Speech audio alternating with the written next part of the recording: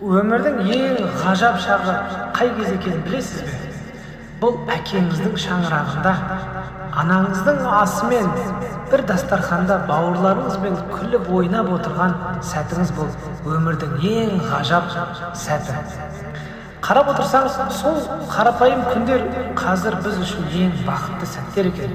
Біз бақытты болашақтан күтіп жүрсек, бақыттың барлығы бұл өтіп кеткен екен.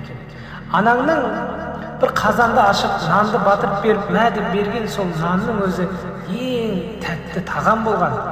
Әкеңнің бір-екі бөлмесі, кішкентай бөлмесінің өзі ең жүрекке тыныштық сыйлайтын мекен болған. Ал бауырларымыз болса, нағыз тәтті естеліктердің бірі болған. Сол себептен мынау тірі кезінде ата-анамызды, бауырларымыздың қадірін білейік.